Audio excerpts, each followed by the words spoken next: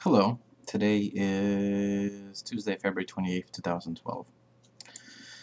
A few things came to mind. I tried to make a video again last night from my webcam, but in the process of it, my computer crashed. I got the blue screen of death. I was so angry. And then, not really angry, but it destroyed the whole video, and I was just... But, yeah, I've been feeling a lot of anxiety and a lot of just anxiety and just fear and etc. And up to a point. And then what happened today was I went on CNN.com and I started to read this very interesting article written by Barbara Starr, and I looked her up a little bit just to make sure that she was the one that she works for CNN as, I guess, a journalist, newscasting, and it seems to be that she's a decent news reporter, and just doesn't seem like there's not a lot of glamour in her, so it seems like maybe she's, serious with what she's doing. So I'm going to take her word on this article for the most part. But the article is very interesting. It pretty much talks about how the United States has a military plan against Syria if the president were to decide on such a thing, and they have multiple plans. Just talks about, I guess, it mentions some things that makes Syria very unique because they have chemical factories, I guess weapon factories where they make some sort of a chemical weapons, and that's one of the issues if there were to be some sort of a military intervention from the United States side, because amidst all the chaos, there's the natural fear of some of these weapons getting stolen by terroristic groups or just third party. These are serious weapons. It's a serious thing, this thing with the Syria. It also talks about how this is also in a way associated with Iran, because Syria borders Iran, and Iran is also a complicated place. And it also talks about, for the most part, just how I feel about it, at least. Just basically, the United States government is not happy with the government of Syria killing its own people because they protest. The government cannot kill the people. You can. And it also talks about how something like this would also jeopardize the ability for the United States and European countries and countries of the UN, I guess, to persuade Assad to step down from the position of power. And it's such a difficult thing, but I did read up his wiki article, which I hope to be of, I guess, an accurate description and an accurate piece of work, that somebody spent a good time verifying all the information, because there's one of the cons of Wikipedia. You have no certainty if it's actually valid. You can double check the resources, but sometimes the sources are a bit shady from an academic standpoint. It's a difficult thing. I started to read all the comments to the story. There's a lot of comments where, why are we worrying about Syria? That the people write, and we have our own problems in the United States. Why are we keep worrying about other people's countries? And it's just like the problem. I don't know. I feel like I'm talking to the. I don't want to sound like I'm talking to those people who feel that way or think that way, but those are two different types of problems. The United States government does not kill the protesters. You can see by Occupy Wall Street movement, the government did not start killing all these protesters who are protesting the government and protesting the idea of this Wall Street and some of these corporations that they believe that are no good, and they believe that there's some sort of corruption, and that's just their way of voicing their opinion. Yeah, you had some police clashes, because it's not the people. It's two different situations. The police did not kill those people. Some of those people, some of the protesters were arrested and continuously get arrested. Well, because you can protest within the realm of the law. is when you break the law is when there's a problem. You just cannot break the law, but you're allowed to protest. You know, throwing rocks and bottles at the police officers or buildings is not a way of protesting. That's just being violent. Uh,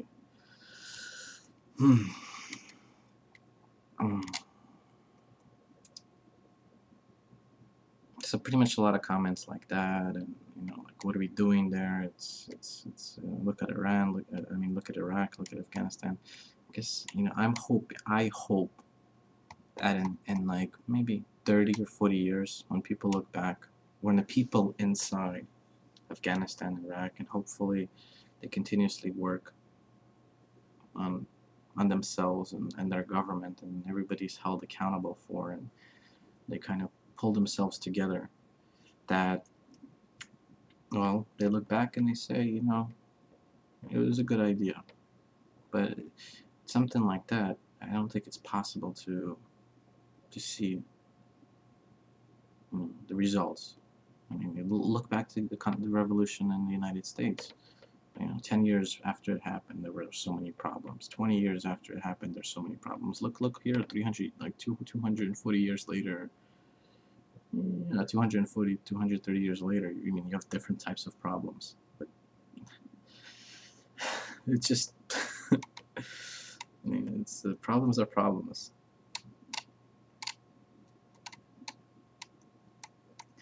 And there's a few people who agree with it, but I mean, it's tricky.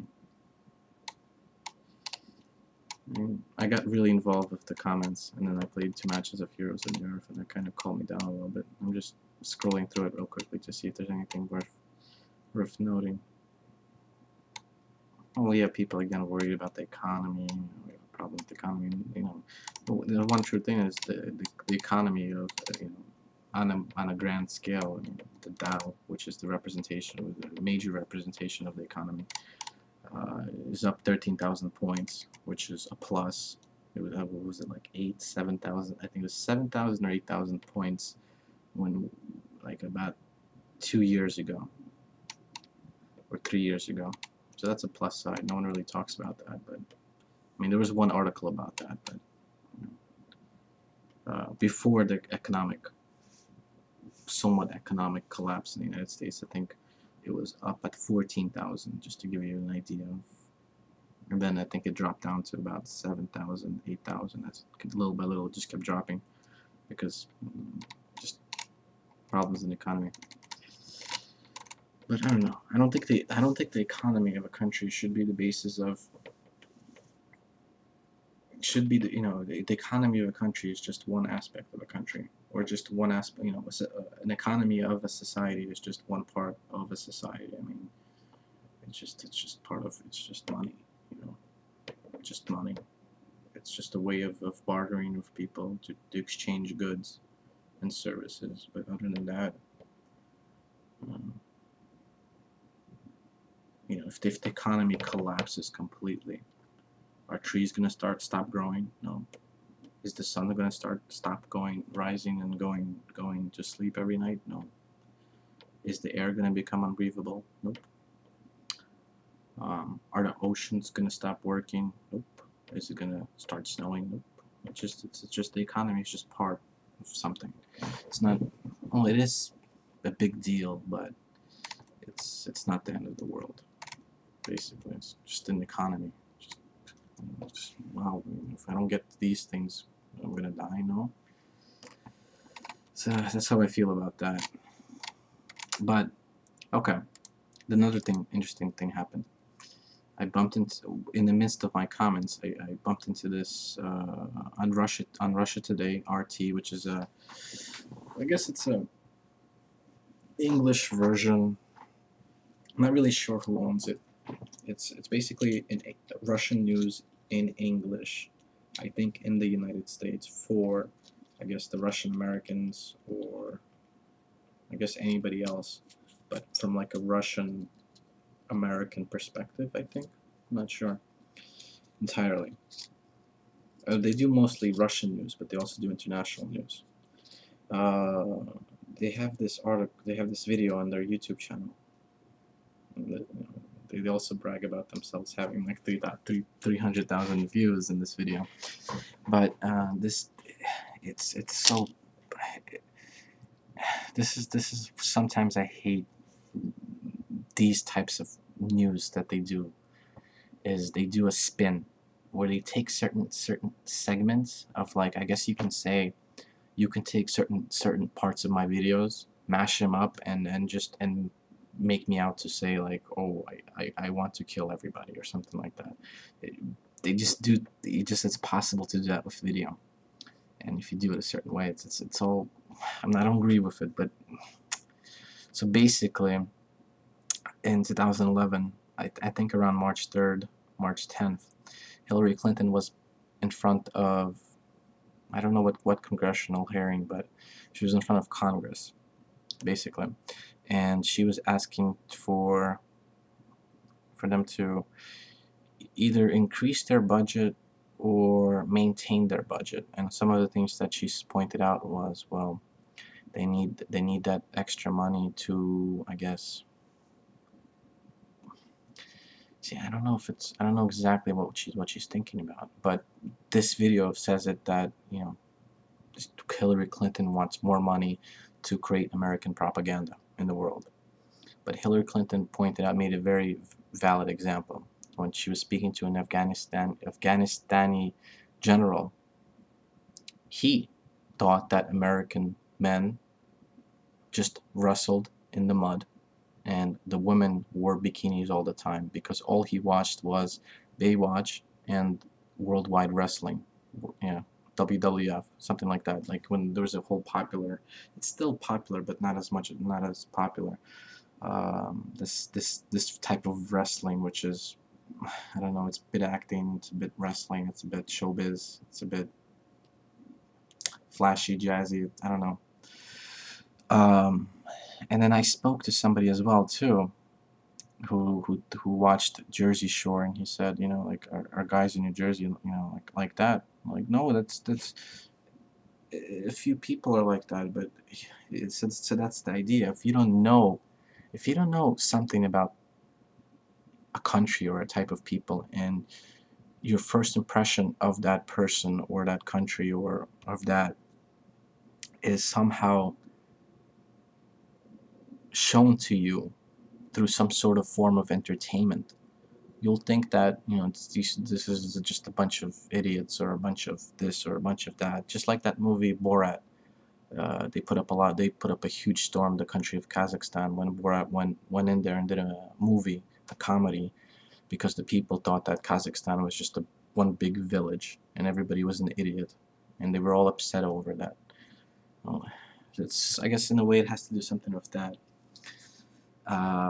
But this video makes it seem like, you know, America's losing their position in international journalism. He wants more money for American propaganda, and just that's just the way. I'll put that link in the description. You can be the judge of that if you watch this. It just makes me feel really sick that that she does this, and it's this like young brunette, and she has this connotation for voice. It's very like not snobby, but very like yeah, I don't know, it just makes me feel pretty bad. And then at the end of the article, they have they have some sort of film director, investigative journalist talk about how there's no freedom of speech or something like that. I don't know, but I don't know. I'm naturally I'm a huge supporter of Hillary Clinton, just because she's a woman and what she has done as a woman that not many women have done, and not many women kind of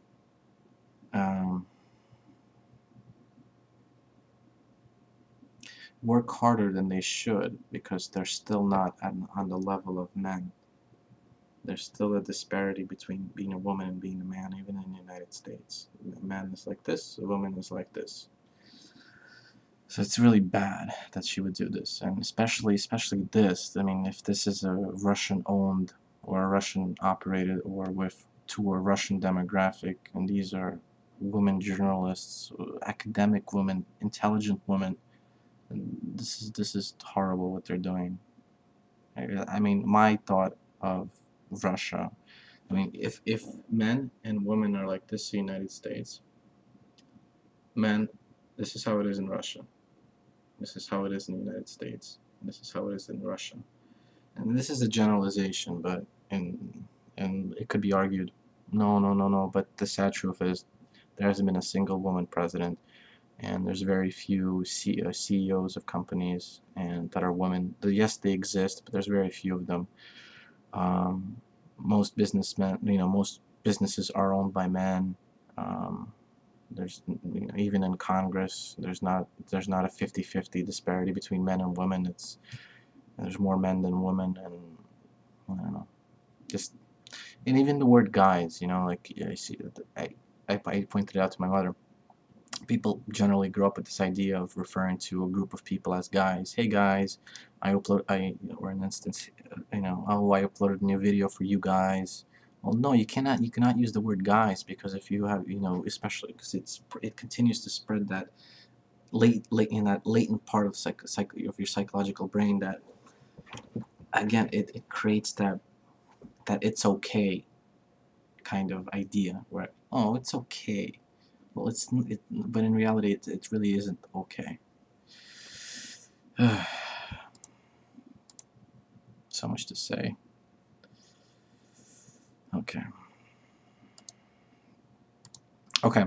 Another thing that threw me off about this article, with the video from the Russia Today, was that I noticed that certain videos on YouTube, they have as seen on, and when you explore that as seen on, it's like some sort of a collection of, I don't know what it is. It's some sort of like a special YouTube channel where you have just people, where the person who's in charge of it not uploads, but mentions other YouTube channels, and it's like a, I don't know, like a, like a blog. I don't know what it is.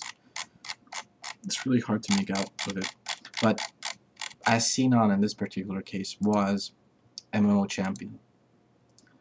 And I looked it up a little bit. I went to their website. MMO Champion apparently is owned by Curse, so it's just like another thing for them. But they have just basically video game or video game related videos, I guess, that are popular from all these different uploaders, and I guess just various little interesting videos, but mostly gaming videos. So I already not suspect, but through my observations, that most video gamers, most people who are into video games, are not into it because they're happy and dandy in their lives, and this is something that they want to spend their time with. It's something that it's a vice for them. Unfortunately it's an escape. It's a not an escape. Well, yeah, it's an escape. It's a place for them to be, I guess, themselves, and they have their own people that they talk to and play games with, and it's just the way it seems like. It's more for, I guess, that lonely person. I think most video gamers are that lonely guy. Well, not most, but some, or yeah, something like that. And also, again, maybe the reality is very hard, so you just, like I did for the past few days, just playing Heroes of New York, 10-12 hours a day, because I just couldn't deal with some things, and just so much anxiety, and so I just kind of shut down. So yeah, and I can get out of it, fortunately for me, very fortunate. It took so much work to be able to do that. It's not easy, but it's possible.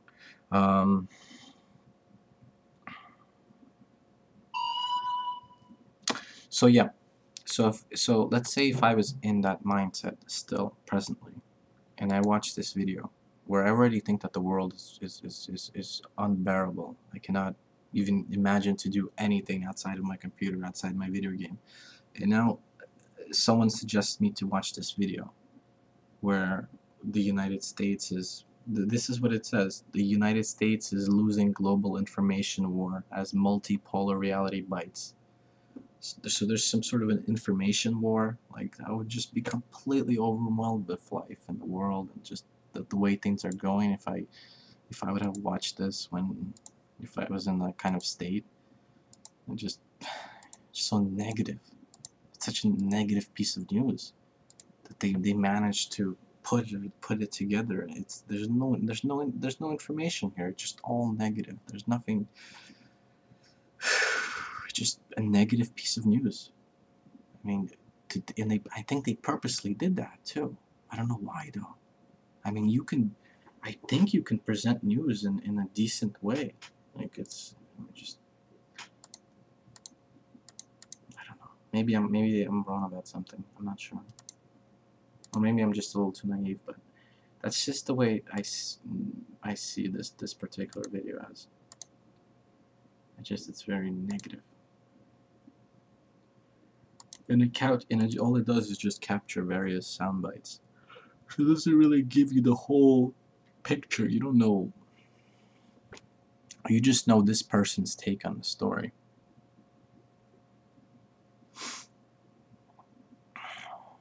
Because a journalist's responsibility is to get the idea of what is happening and present it to the audience.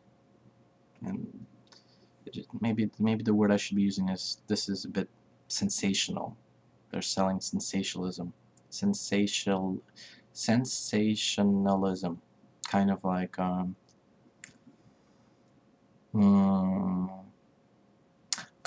okay, Bank of America, I don't know, loses $1 million, and the story is Bank of America is going down because they only lost $1 million. That $1 million that they lost is like $1 to me. That's just the perspective of it. $1 million to a company like Bank of America is like $1 to me, $1. So, and I mean, you can write about that. That's pretty much it. That's pretty much it. I wanted to share that too. I'm going to try something very interesting tomorrow. Hopefully, I came up with this very interesting idea. We'll see how it goes. I mean, I'm relying on a buddy of mine to be committed with it, unfortunately, and it's a tough thing to see if we can pull it off, because I don't think we've ever tried to do anything like that. And working with him and just kind of working, in the past we've tried to do something together. There's just a lot of frustration, a lot of because his approach is a more casual, kind of relaxed approach, and I'm more of a if I need to do something, I need to do it. I need to get it done. I don't have time to blah blah blah blah blah blah. I need to get this done, and I will get this done. That's my approach to things.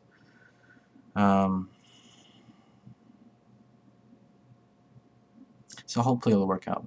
But the idea is for us to pretty much to create a show where we would, I guess, discuss news for the most part. Do news like this video, for instance, I saw, but minus all this jazz. I don't like this jazz. These sound bites, these various little pop-ups that tell you some, it kind of does sum it up, but it doesn't give you the whole picture. You don't really get an understanding of what's happening. It just gives you this random piece of information. There's no, about it, kind of. You maybe say something that, okay, the United States is losing the information war, but beyond that is you don't really have the information to say anything else beyond that. So it's all crazy. So the idea is for us to just discuss news together. And it'd be very interesting because he also has a very interesting personality, and his name is also Oleg. So I mean, there's a lot of potential with that. It's just that he has his own life going, I guess. And it's funny, somebody mentioned something to me earlier, not in one of my earlier videos with the Christmas special. Somebody mentioned that they were, I think the word is agoraphobia, is a person who has fear leaving their home, who has fear and anxiety leaving their home and being in a situation where they feel they have no way of escaping from. So pretty much, I mean, you can apply that to being in an elevator. As the elevator's traveling floor to floor, you have no physical way to escape that. And that's a very tricky thing to have. I think I might have, or at times I think I feel like I have that, or maybe I have that. Unfortunately, it's a very terrible thing. That's why I'm always excited when I leave my home. But rarely I actually do leave my home. Unfortunately, it's a very bad thing. But it's a work in progress. I'm always working on my personal growth.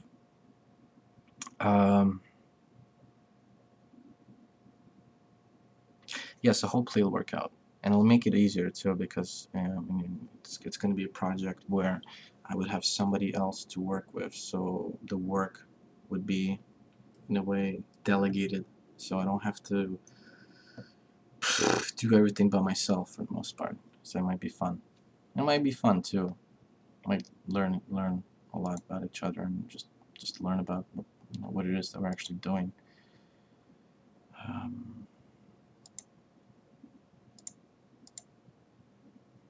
And I posted on this posted comments on this video. I don't know.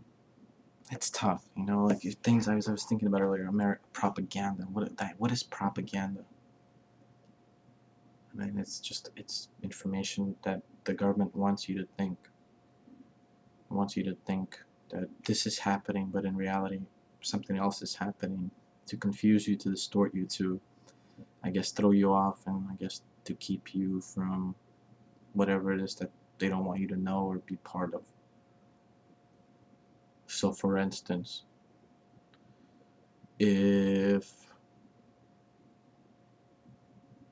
well, I think everybody would understand. I don't know, it's tough to explain propaganda. Huh. It's a jaded thing. It's a tactic that's used by, I guess, I can't imagine. No, it's just a tactic to distort the public's view on reality, I guess, or on real current events. Propaganda. Propaganda. It's difficult. I mean, when I read the news, I really try to read between the lines. I don't give full I don't buy into it completely, what I read, because you never know. You never know, but I don't know who the writer is, and it's the way that sometimes they use words, it throws me off, because I don't know. I don't think that. No, basically I don't trust them. I don't know who the writer is. I don't know if I could trust the writer. But that's why I mentioned Barbara Starr. I think she's a trustworthy writer, journalist, where she wouldn't do something that would damage her reputation for the sake of progressing her career and her, I guess, notoriety in the world. Because I was thinking earlier too, something like journalism, being a journalist, your name is everything. Because the second that you would backstab a source, or write a dishonest article, or present news in this dishonest fashion, people will no longer trust you. And once you lose someone's trust, it seems to be that would be it, really. I mean, once you lose somebody's trust, that's it. I mean, yeah, you can spend your whole, you can, I guess, people do get second chances, and if you come to asking for forgiveness and explaining why you did it, and just, I don't know, not too many people do that, maybe, but maybe some people do that. I don't know too much about that. But yeah, I think being a journalist is just it's purely on your name and just what just your honesty. Yeah, that's it. I was gonna say kind of maybe like it's probably the worst worst things to say. Kind of maybe like it's good to catch yourself when you say words that you should not say because they discourage.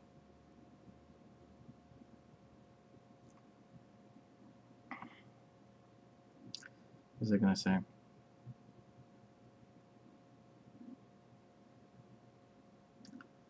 Oh, kind of like I think like being investigator or detective. A person in that nature would have a lot of different sources, a lot of different contacts, be part of this network of people that he might be able to or she might be able to go for information, to double check on something, to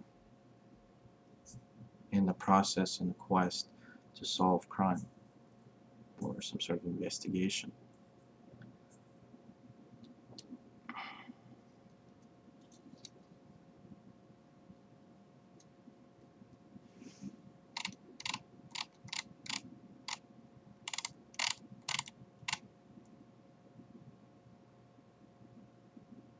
Again, kind of like a cop, police officer that does not arrest every single person that goes around smoking a joint or things in that nature, but uses that as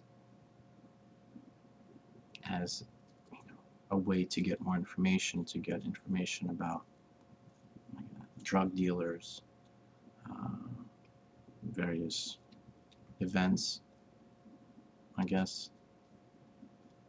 Not events, but who's selling what.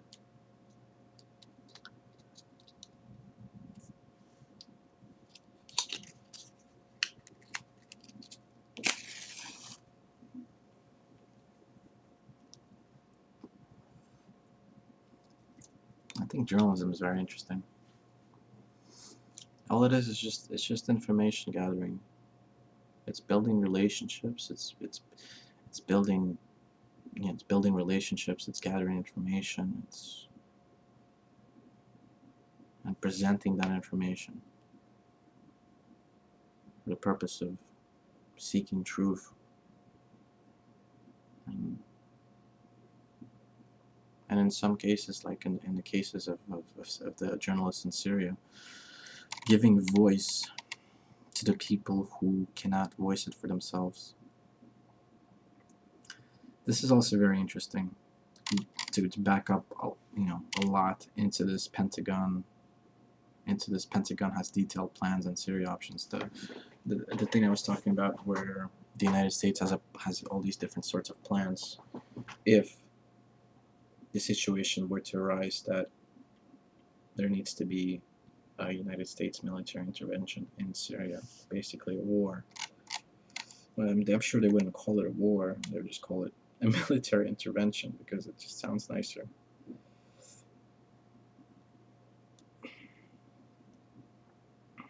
What it says here, this.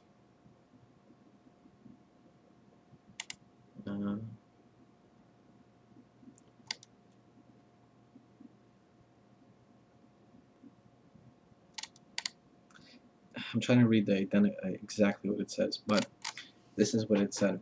The journalists who are still inside Syria, they do not want to leave.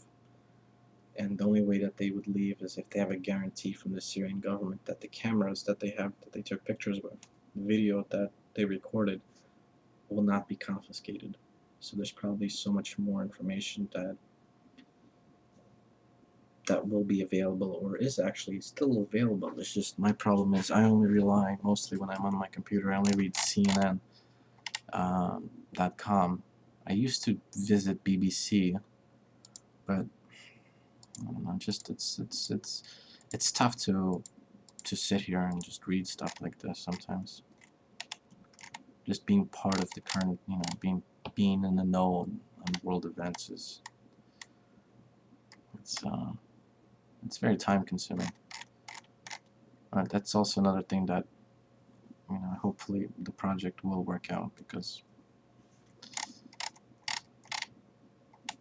I mean, what I spent let's say 2 hours. I spent 2 hours looking into Syria on this particular article.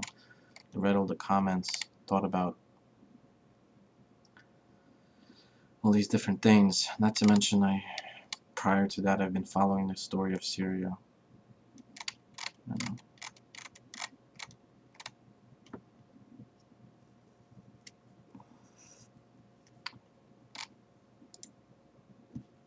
Oh, maybe I had the thing up. Okay, I'll just end it here.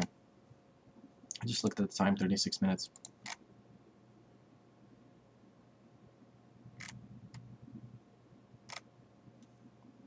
Of course, you have people comments here. Doomsday is coming. Blah blah blah blah blah blah blah. But I think most of these comments are. Oh yeah, there's one comment that I really wanted to kind of point out.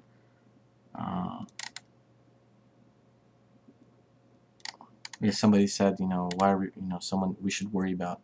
We should we should fix our own problems. Somebody said that we should fix our own problems, and I wanted to, I don't know, there's no possible way I can do this, but I wanted to find out who this person is and ask him what is it exactly that he's doing to fix any of the problems in the United States.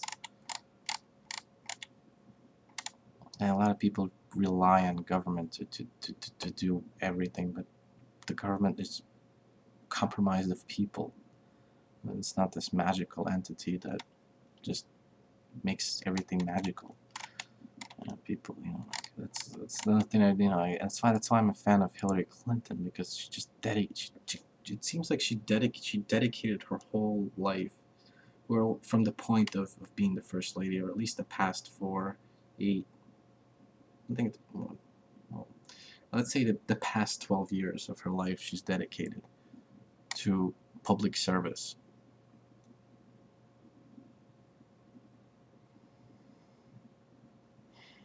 I don't think she's driving around, and I don't think she has 10 cars.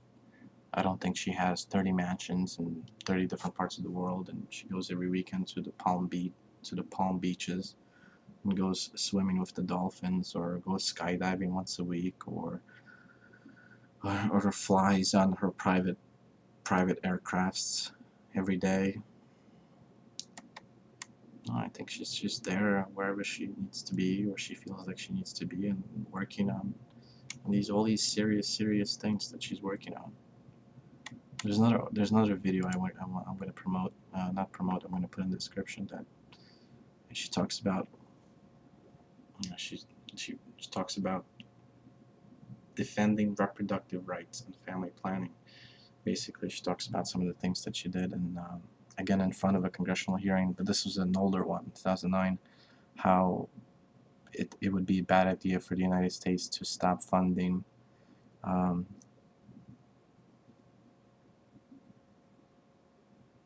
I don't actually, it's hard to this one's hard to explain. I guess it's in the video format, and I'm really tired now, but it's really interesting, just very inspiring. She makes really good speeches.